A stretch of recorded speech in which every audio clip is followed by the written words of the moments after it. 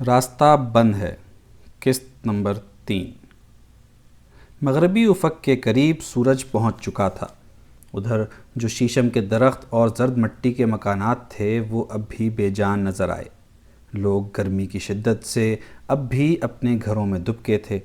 کوئی مصیبت زدہ اپنے اونٹ پر بیٹھا دور سڑک پر کہیں جا رہا تھا۔ دور سے بھینس کے ڈکارنے کی آواز آئی۔ وہ چپ ہو گیا تو ایک بار پھر خاموشی چھا گئی۔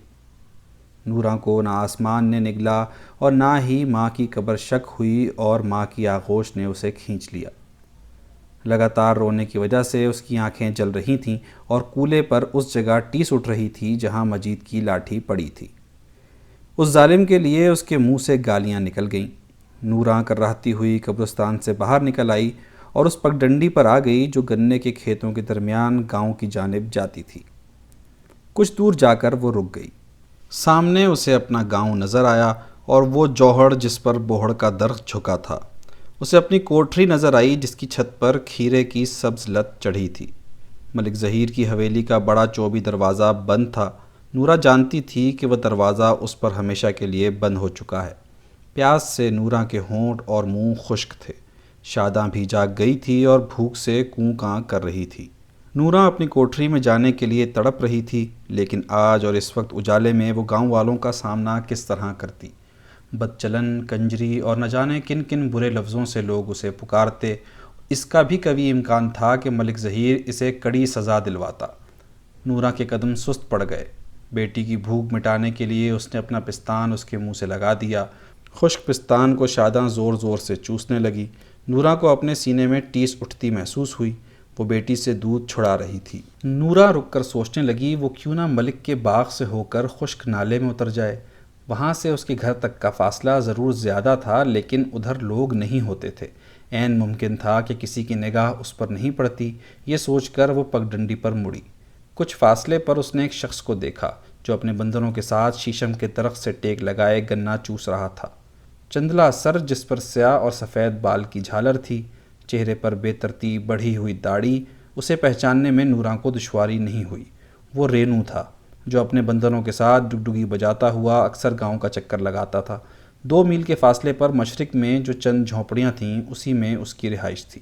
نوراں کو دیکھ کر رینو ڈر کر چونک پڑا۔ جس گنے کو وہ مزے لے لے کر چوس رہا تھا اسے گھبرا کر اس نے پھینک دیا۔ اس کا منہ اور اس کی داڑھی رس سے تر تھی۔ ارد گرد دور تک تمام کھیت ملک ظہیر کے تھے۔ اس کی اجازت کے بغیر ان کھیتوں سے کچھ لینا چوری سمجھی جاتی تھی، جس کی سخت سزائیں ملتی تھیں۔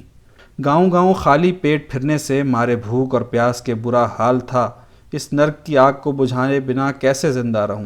رینو نے گڑ گڑاتے ہوئے اپنے پھٹے ہوئے کرتے کو اٹھا کر اپنے دھنسے ہوئے پیٹ کی جانب اشارہ کیا۔ سیاہ فام مریل انسان جس کا چپٹا چہرہ اور سینہ پسینے سے تر تھے اور جس کی پگڑی زمین پر پڑی تھی، وہ جرم کا اعتراف کر رہا تھا۔ رحم کی بھیک اس کے چہرے پر لکھی تھی۔ کوئی اور دن ہوتا تو نوراں نفرت سے منہ پھیر لیتی۔ گاؤں والے رینو اور ان لوگوں کو جن کے ساتھ وہ رہتا تھا انہیں نیچ ذات کا سمجھتے تھے۔ نوراں بھی ان کی ہم خیال تھی، لیکن اس وقت اسے رینو سے یگانگت محسوس ہوئی۔ دونوں اس راستے پر تھے جس کی دونوں جانب کھائی تھی اور دور دور تک منزل کا نشان نہیں تھا۔ جو عورت چھٹک کر کھڑی ہو گئی تھی اس کے چہرے پر نرمی دیکھ کر رینو کی ہمت بندھی۔ عورت کے لب خشک اور ویران، چہرے پر مٹی لگی تھی۔ نوراں کی نگاہ اس گنے پر پڑی جسے رینو نے ڈر کر پھینک دیا تھا۔ لو، کھاؤ گی اسے؟ رینو نے گنے کو اٹھایا اور اس کے 2 ٹکڑے کرتے ہوئے پوچھا۔ قبل اس کے کہ نوراں کچھ کہتی، رینو نے گنے کا ایک ٹکڑا نوراں کے ہاتھ میں دے دیا۔ وہ اس کے پاس تھکی ہوئی بیٹھ گئی۔ اس نے اپنے تیز دانتوں سے چھلکے کو چھیلا اور گودے کو چبانے لگی۔ گنے کا شیریں عرق آب حیات تھا۔ چند لمحوں کے لیے وہ آج کے المیوں کو بھول گئی۔ زندگی کی دھیمی سی لہر اس کے رگوں پے میں دوڑنے لگی۔ بے جان آنکھوں میں جان آ گئی۔ عرق کے ہر گھونٹ کے ساتھ اس کی پیاس بڑھ رہی تھی اور بھوک بھی۔ نوراں کے بیٹھ جانے سے بندر ڈر کر رینو کے کندھے پر اچھل کر بیٹھ گئے۔ ان کی آنکھوں کی بے چینی اور ان کے جسم پر لال کپڑوں کو دیکھ کر شاداں ہنس پڑی۔ تو بڑی تھکی ہوئی ہے، کھیتوں میں کام کر رہی تھی؟ گنے کی کٹائی شروع ہو گئی ہے کیا؟ رینو نے پوچھا۔ اس کے لیے جاننا آسان تھا کہ نوراں پریشان اور بھوک کی ماری تھی۔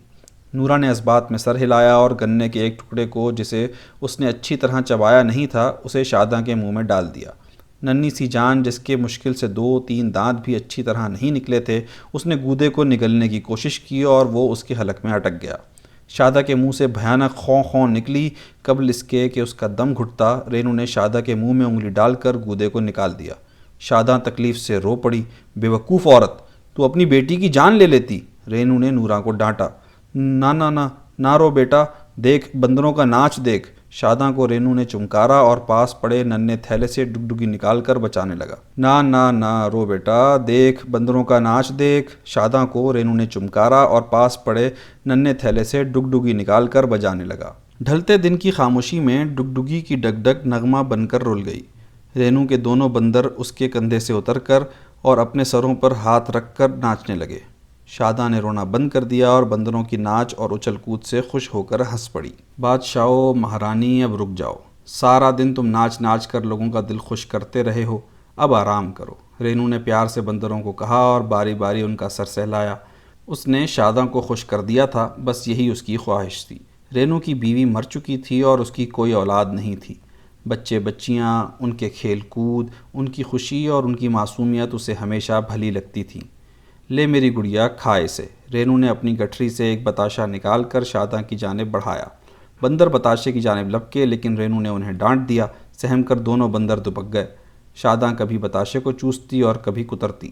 کوئی اور دن ہوتا تو نورا اپنی بیٹی کے ہاتھ سے بتاشا چھین کر پھینک دیتی۔ کسی ایسی چیز کا کھانا جسے رینو نے ہاتھ لگایا ہو اس کے تصور میں بھی کبھی نہیں آیا تھا۔ رینو اور اس کی برادری کے افراد مردہ جانوروں کا گوشت کھاتے تھے اور عجیب قسم کی مورتیوں کو سامنے رکھ کر پوجا کرتے تھے، لیکن آج نیچ ذات کا رینو اپنے طبقے اور اعتقادات سے ماورا ہو کر فرشتہ رحمت بن گیا تھا۔ اسے کھانے کے لیے گنا دینا اور شادہ کے لیے دردمندی، ایسی صفتیں رینو جیسے انسان میں بھی ہو سکتی ہیں، نورا نے کبھی سوچا بھی نہیں تھا۔ جلد ہی اس کے پاس کھردری زمین پر چسے ہوئے گنوں کی سٹھیوں کا ڈھیر لگ گیا، لیکن اس کی تشنگی نہیں مٹی۔ زبان اب بھی خشک محسوس ہوئی۔ اس کی حسرت بھری نگاہ گنے کے کھیت پر ٹکی رہی۔ ملک ظہیر کا خوف نہیں ہوتا تو وہ ایک ڈلی توڑ لاتی، لیکن نورا کی ہمت نہیں ہوئی۔ جہاں دیدہ رینو نے سمجھ لیا کہ پاس بیٹھی عورت کیوں اپنے خشک لبوں کو زبان سے تر کر رہی ہے اور اس کی اداس آنکھیں کیوں کھیت کو تک رہی ہیں۔ جہاں گنے کے سرسبز و سرخ ڈالیاں رس سے پھٹی پڑ رہی تھیں، وہ کھیت میں گیا اور ایک گنا توڑ کر نورا کے لیے لے آیا۔ جہاں دیدہ رینو نے سمجھ لیا تھا کہ پاس بیٹھی عورت کیوں اپنے خشک لبوں کو زبان سے تر کر رہی ہے اور اس کی اداس آنکھیں کیوں کھیت کو تک رہی ہیں، جہاں گنے کی سبز و سرخ ڈلیاں رس سے پھٹی پڑ رہی تھیں، وہ کھیت میں گیا اور ایک گنا توڑ کر نورا کے لیے لے آیا۔ وہ اپنی شدید بھوک اور پیاس کے باوجود جھجکی۔ فکر مت کر، میں نے کھیت سے گنا چرایا ہے، لوگ مجھے پکڑیں گے، سزا مجھے ہی ملے گی، کوئی بات نہیں، میں 2 پل جیون گزار چکا ہوں، بڈھا مر بھی جائے تو دنیا میں بھونچال نہیں آ جائے گا۔ نورا نے شکر گزار نگاہوں سے رینو کو دیکھا، جس کی آنکھوں میں طمانینت تھی اور چہرے پر سکون۔ بھلا کام جو اس نے کیا تھا، مطمئن تو ہونا ہی تھا اسے۔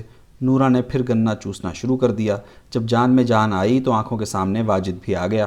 اس کا درد بھری آواز میں نورا کو مدد کے لیے پکارنا، مارنے والوں سے گڑ گڑاتے ہوئے رحم کی التجا کرنی اور اس کے کپڑوں پر خون کے دھبے، سب کچھ نورا کی آنکھوں کے سامنے پھر گیا۔ وہ اب مر چکا ہوگا، غمگین لہجے میں نورا زیر لب بولی۔ وہ دور اس کچی سڑک کو گھور رہی تھی جہاں دھول اڑ رہی تھی۔ میں نے اس سڑک پر امام واجد کو بھاگتے دیکھا، اس کے سوجے چہرے اور کپڑوں پر خون کے دھبے تھے۔ کچھ سمجھ میں نہیں آیا، ایسا حال اس کا کیوں ہوا؟ رینو نے حیرت سے ہاتھ ہلاتے ہوئے بولا۔ کیا وہ زندہ ہے؟ نورا نے بے اختیار پوچھا۔ وہ بے صبری سے رینو کو تک رہی تھی۔ گر وہ زندہ ہے تو وہ اس کے پاس آ سکتا ہے۔ ہاں ہاں، وہ زندہ ہے، میں نے اپنی آنکھوں سے دیکھا ہے۔ وہ زخمی تھا، پھر بھی ریلوے اسٹیشن کی طرف پاگل بیل کی طرح بھاگ رہا تھا۔ لیکن رینو نے سوالیہ نگاہوں سے نورا کی جانب دیکھا۔ ربا ربا، میری جان لے لے، اسے زندہ رکھ۔ نورا کی زبان، اس کی روح، اس کے دل کی ہر دھڑکن بول پڑی۔ اس کی بند آنکھیں اور ان کی پلکوں میں اٹکے آنسوؤں سے رینو سمجھ گیا کہ ملک ظہیر کی باندی جو بھوکی پیاسی گاؤں سے باہر چھپی پھر رہی ہے اور مسجد کا زخمی امام، دونوں ایک ہی کہانی کے 2 انسان ہیں۔ ان دونوں کے درمیان ضرور وہی رشتہ ہے جس کی وجہ سے سنگین سزائیں بھگتنی پڑتی ہیں۔ لیکن میری بیٹی اگر ایسا کرتی تو کیا میں بھی اسے سزا دیتا؟ نورا کے اداس حسن کو دیکھ کر اسے خیال آیا کہ وہ شاید ایسا نہیں کرتا۔ رینو کو اس پر ترس آیا، کاش اسے سارے واقعے کا علم ہوتا تو وہ امام واجد کو روک لیتا اور کہتا، آؤ میرے ساتھ، میں تمہیں چھپنے کی جگہ بتاتا ہوں، اندھیرا ہوگا تو میں لے چلوں گا تمہیں تمہاری محبوبہ کے پاس، لیکن یہ سب کچھ سوچنے سے کیا حاصل، جو پل بیت گیا وہ واپس نہیں آ سکتا۔ اس پل کا دکھ اس عورت کے دل میں کانٹے چھوڑ گیا ہے، جن کی چبھن ہمیشہ رہے گی اس عورت کے دل میں۔ دیر تک رینو اور نوراں چپ رہے۔ کبھی کبھی وہ ایک دھیمی آہ کے ساتھ لمبی سانس لیتی اور پھر خاموش ہو جاتی۔ دیر تک ہوا گنے کے کھیتوں میں سرسراتی رہی۔ جس درخت کے سائے میں دونوں بیٹھے تھے وہ اور گہرا ہو گیا۔ چل میرے ساتھ، جب اندھیرا ہو جائے گا تو گاؤں چلی جانا۔ رینو کے شفیق لہجے اور انسانیت سے نوراں کو سہارا ملا۔ وہ گاؤں کے کسی فرد سے آنکھیں نہیں ملا سکتی تھی، کسی وقت بھی کوئی گاؤں والا ادھر آ سکتا تھا۔ دونوں بندر اچک کر اپنے مالک کے کندھے پر بیٹھ گئے تھے، لیکن نوراں ہلی نہیں۔ ڈھیلی باہوں میں شاداں کو پکڑے وہ سوچ رہی تھی کہ وہ کیا کرے۔ چل پتر، سانجھ ہوئی، اب گھر چلیں۔ زمین پر سے اپنے پگڑی اور تھیلے کو اٹھاتے ہوئے رینو نے اپنے بندروں سے بولا اور اچٹتی ہوئی نگاہ نوراں پہ ڈالی۔ وہ زمین کو تک رہی تھی اور اس کی ابروئیں سکڑے ہوئے تھیں۔ اس کی سمجھ میں نہیں آ رہا تھا کہ کیا کرے۔ جب رینو 2 قدم آگے بڑھا تو نوراں پکاری، سنو۔ رینو رک گیا، لیکن نوراں سے کچھ بولا نہیں گیا۔ ایک اجنبی سے کس طرح کہتی کہ اس کے ساتھ کیا ہو گیا ہے، اور وہ اب کسی سے آنکھ ملانے کے لائق نہیں رہی۔ اس نے ہمت کی اور سر جھکائے آہستہ سے بولی، میں گاؤں نہیں جا سکتی، اس وقت مشکل ہے۔ جواں عورت جس کے سر کے بال تھکے ہوئے چہرے پر بکھرے تھے اور گالوں پر گنے کے رس کا داغ تھا اور جس کی باہوں میں اس کی بیٹی تھی، وہ عورت رینو کو ننھی سی بچی لگی، ننھی اور معصوم۔ رینو کی کوئی بیٹی ہوتی اور اس سے سنگین غلطی ہوتی تو وہ بھی اسی طرح سر جھکائے مدد مانگتی۔ کیا بات ہے بیٹی، یہ ننھی جان نہ ہوتی تو کچھ نہ کہتی، کنویں میں کود کر جان دے دیتی۔ بیٹی میری بات سن، چل میرے ساتھ، اندھیرا ہو جائے پھر گاؤں جانا۔ رینو مشفقانہ بولا۔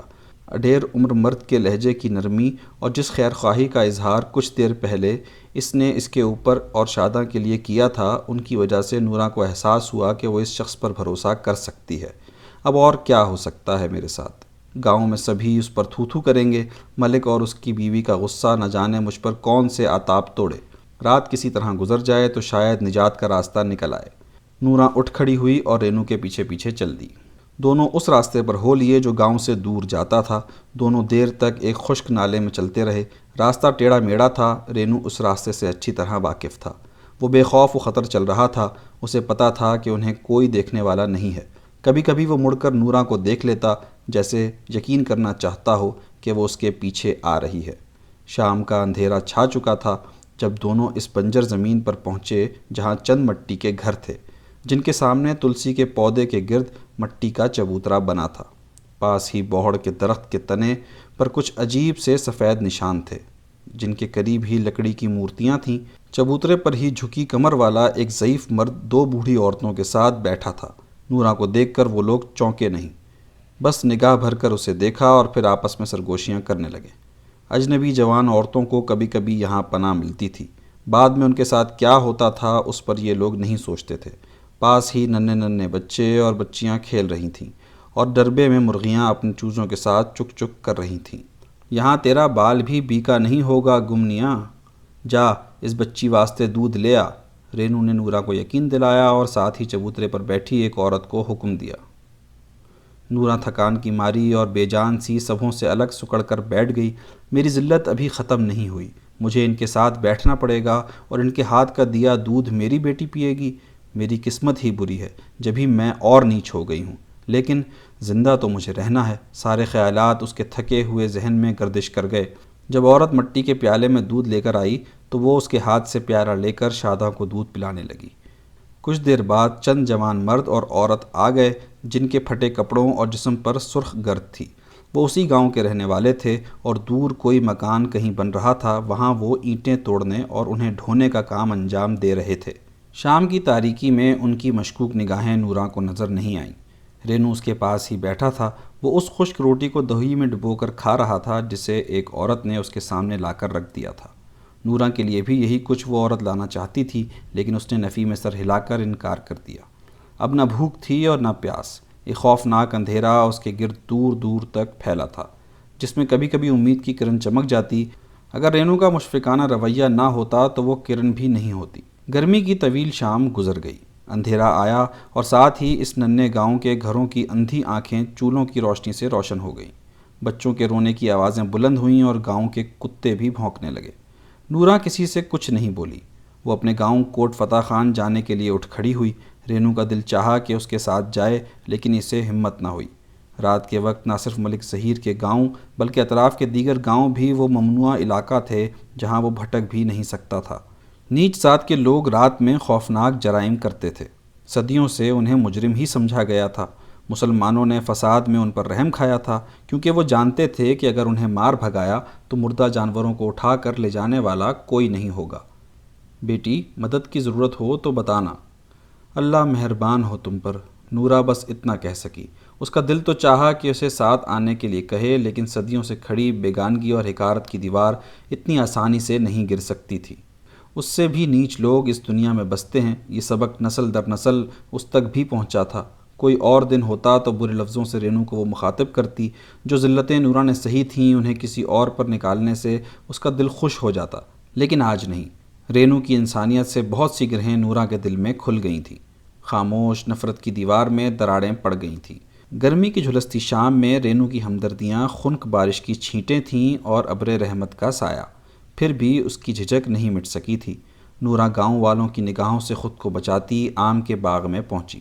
یہاں سے چھپ چھپا کر اپنی کوٹری میں پہنچنا اس کے لیے آسان تھا۔ درختوں اور جھاڑیوں میں جھینگر تیز آواز میں سیٹیاں بجا رہے تھے اور ساکت ہوا میں اوپلے کے جلنے اور پکے آموں کی بو بسی تھی۔ جب وہ اپنی کوٹری کے پاس پہنچی تو اس کا دل ڈوب گیا۔ دروازے پر تالا پڑا تھا اور اس کی چارپائی ماں اس کے سارے اثاثے کے کوٹری کے باہر ڈال دی گئی تھی۔ اس کی بکری پلنگ کے پائے سے بندھی تھی۔ نورا سمجھ گئی کہ اسے گاؤں سے نکالا مل گیا ہے۔ اوپر مٹیالے تاروں سے بھرا آسمان تھا، حویلی کے دروازے بند تھے، پاس شیشم کا درخت کسی بدروح کی طرح باہیں پھیلائے تھا۔ قدرت کی اس وسعت میں فنا کی گونج تھی، جو کسی وقت بے آسرا نورا اور شادہ کو دبوچ سکتی تھی۔ ٹھیک ہے مالک، اسی دنیا میں جہنم ہے، تجھے صرف ہم جیسوں کا گناہ نظر آتا ہے۔ نورا خدا سے فریاد کرتی ہوئی اپنی چارپائی پر بیٹھ گئی۔ اب تو آنسو بھی نہیں بچے تھے جو اس کے غم کی آگ کو بجھاتے۔ سوچ کے ہر دروازے مقفل ہونے لگے، ہر حس اس کے جسم سے مٹنے لگی۔ بس اس کے دل کی دھڑکنیں تھیں، تیز اور پرشور، جو اس کی زندگی کی ضامن تھیں، اور اس کے وجود کی اطلاع۔ جب اسے ذرا ہوش آیا تو اسے محسوس ہوا کہ زندگی اس طرح نہیں گزر سکتی تھی۔ کھلے آسمان کے نیچے اور منہ میں دانے کے بغیر انسان گھڑی دو گھڑی ہی زندہ رہ سکتا ہے۔ بے گھر ہو کر اس کا زندہ رہنا محال تھا۔ یہی وہ کوٹری تھی جہاں اسے سکون ملا تھا، یہیں وہ پیدا ہوئی، پلی بڑھی، جوان ہوئی اور بیاہی گئی۔ یہیں اس کے ماں باپ کا ٹھکانہ تھا، لیکن وہ کوٹری ملک ظہیر کی جائیداد تھی، جہاں سے دوسرے مزاروں کی طرح نورا کو کسی وقت بھی نکالا مل سکتا تھا۔ اور آج وہ المیہ ہو گیا۔ نورا کو سزا مل گئی اس کے گناہ کی۔ خدا نے ایک انسان کو دوسرے انسان پر ظلم توڑنے کے لیے چنا۔ تیری ماں زندہ نہیں بچے گی، وہ مر جائے گی شاداں، اسے سہارا دے بیٹی۔ نورا نے کانپتے ہونٹوں سے التجا کی۔ اس نے اپنے گالوں کو شاداں کے گرم لبوں سے لگا دیا۔ بیٹی کی باہیں ماں کی گردن کے گرد مضبوط ہو گئیں۔ اس نے نورا کو چوم لیا۔ ماں ماں، محبت سے سرشار شاداں بولی۔ بیٹی کی آواز میں نورا کو تحفظ کی طلب محسوس ہوئی، جیسے وہ کہہ رہی تھی کہ مجھے اس آفت سے بچا جو تیرا مقدر بن گیا ہے۔ نورا کو اپنے وجود میں کوئی شے تنتی ہوئی محسوس ہوئی۔ توانائی کا ایک شعلہ اس کے دل سے لپکا اور اسے گرم کر گیا۔ نورا نے شادہ کی آنکھوں کو تکا جو اسے ہی دیکھ رہی تھی۔ اس کے ملبوس سے اٹھتی آشنا بو کا نورا کو احساس ہوا۔ میں نہیں مروں گی شاداں، تیری خاطر تیری ماں زندہ رہے گی۔ نورا کے منہ سے نکلے ہوئے الفاظ اس کی ہمت اور حوصلے کی بازگشت تھے۔ اس نے پوری طاقت سے شاداں کو لپٹا لیا، جس کے جسم کی گرمی طاقت بن کر نورا کی رگ و پے میں پھیل گئی۔ وہ اس امانت کی امین تھی جس کی حفاظت کی امید کسی اور سے نہیں کی جا سکتی تھی۔ وہ چارپائی پر پڑے پھٹے پرانے لحاف اور کپڑوں کو ایک جانب ہٹا کر لیٹ گئی۔ اس کی نگاہیں آسمان میں تاروں کے طلسمی جال میں الجھیں۔ اس نے رات کی اس دھند کو بار بار دیکھا جو چاروں طرف تھی، جس میں حویلی ایک دھبا تھی، پتھر کی بنی مسجد، اس کے گنبد اور مینار پرسکوت اور خاموش تھے۔ ارد گرد اس وقت کوئی دشمن نہیں تو دوست بھی نہیں تھا۔ پاس شیشم کا درخت جس کی شاخوں میں وہ جھولا ڈال کر جھولتی تھی اپنے بچپن میں اور نوجوانی میں بھی، وہ بھی ناآشنا سا تھا۔ مسجد سے عشاء کی اذان بلند ہوئی۔ آواز مجید ہی کی تھی۔ جس بے دردی سے اس نے واجد کو مارا تھا وہ نورا کی آنکھوں کے سامنے پھر گیا۔ ربا اس پر اپنا عذاب توڑ، اس حویلی پر اپنی بجلی گرا، ملک ظہیر کو مٹا دے جس کی ننگی ٹانگوں کو مجھے مالش کرنا پڑتا تھا۔ امام میرا خاوند تھا، اس پر رحم کر۔ نورا نے بار بار دعائیں مانگی، سوتے جاگتے اس نے رات گزار دی۔ ایک ایک کر کے تھکے ہوئے تاروں نے آنکھیں موند لیں۔ دور افق میں زرد صبح کا زرد اجالا آ گیا۔ مجید کے کھنکارنے کی آواز نورا نے سنی۔ تو اب یہاں نہیں رہ سکتی، ملک کا حکم ہے، مجید جذبات سے عاری الفاظ میں بولا۔ نورا اس کی پڑوسن تھی، اس کے ماں باپ اس کے پڑوس میں ساری زندگی گزار چکے تھے، نورا کی طرح اسے اپنا سمجھتے تھے۔ مجید کے لیے ایسے رشتے بے معنی تھے۔ اس نے اپنی زندگی میں بے شمار گناہ کیے تھے جنہیں وہ بھول چکا تھا چونکہ خدا نے اسے معاف کر دیا تھا۔ برسوں کی ریاضتیں رائے گاں نہیں جاتیں، وہ خدا کا ہو چکا تھا۔ انسان اور اس کی زندگی، اس کی محبت اور نفرت، اس کی لالچ اور حسد، اس کی تمنائیں اور آرزو، خوشی اور غم، اس کی نگاہوں میں ان کی کوئی اہمیت نہیں تھی۔ خدا والوں کو ان پر سوچنے کی ضرورت نہیں ہوتی۔ عشق خدا میں جلنے والوں کو اتنی فرصت کہاں جو وہ کسی دوسرے انسان کی کمزوری کو اپنی کمزوری سمجھ کر سوچیں۔ نورا نے مجید کو جواب نہیں دیا۔ جو سامان اٹھا سکتی تھی اسے سر پر رکھ کر رینو کے پاس چل دی۔ کل کا واقعہ سارے گاؤں والوں کو معلوم ہو گیا تھا۔ راستے میں جو بھی ملا اس نے نورا کو گالیاں دیں، لیکن اس نے انسنی کر دی۔ کوٹ فتح خان سے جو راستہ رینو کے پنڈ کی جانب آتا تھا، اس پر نورا کو سامان کے ساتھ آتے دیکھ کر رینو اس کی بے بسی سمجھ گیا۔ وہ اپنی کوٹری کے سامنے بندروں کو پانی میں بھگوئے چنے کھلا رہا تھا۔ اس کی آنکھیں میلی تھیں اور منہ میں دبے داتون سے لعاب نکل کر زمین پر گر رہا تھا۔ جب نورا قریب آ گئی تو کچی نیند میں ڈوبی شاداں پر اس کی نظر پڑی۔ رینو مشفقانہ مسکرا دیا۔ میں یہاں کچھ دن کے لیے رہ سکتی ہوں، نورا نے التجا کی۔ وہ پر امید نگاہوں سے رینو کو تک رہی تھی۔ اس نے ذرا دیر کے لیے سوچا، پھر منہ سے داتون نکال کر بولا، ہاں رہ جا یہاں۔ میری ایک ٹوٹی کوٹری میں ڈھور ڈنگر بنتے تھے، میں اس کی مرمت کر کے صاف کر دوں گا۔ اشراف کی عورت کو امان دینے سے اس کی توقیر بڑھ جائے گی اور اس کی بیٹی سے بھی چہل پہل رہے گی۔ رینو کو خیال آ رہا تھا۔ نورا نے 2 پھیرے لگائے، جو کچھ بھی اس کا مختصر سامان تھا اسے لے کر اپنی بکری کے ساتھ آ گئی۔ اس نے رینو کو بتایا کہ مسجد کے امام نے اس سے شادی کر لی تھی، لیکن گاؤں والوں نے کہا یہ تو بہت بڑا گناہ ہے، چونکہ اس کا پہلا شوہر ابھی زندہ ہے۔ اسی وجہ سے ملک کے حکم پر گاؤں والوں نے امام کو مار بھگایا اور ملک نے بھی اسے گاؤں سے نکل جانے کا حکم دے دیا۔ نورا کی بات کو اس نے سچ سمجھا ہے یا نہیں اسے پتہ نہیں چلا۔ وہ ڈر ڈر کر زندگی گزارنے لگی۔ ہر روز وہ اسی امید پر جیتی کہ شاید امام واجد اسے تلاش کرتا ہوا یہاں آ جائے۔ راستہ بند ہے، مصطفیٰ کریم۔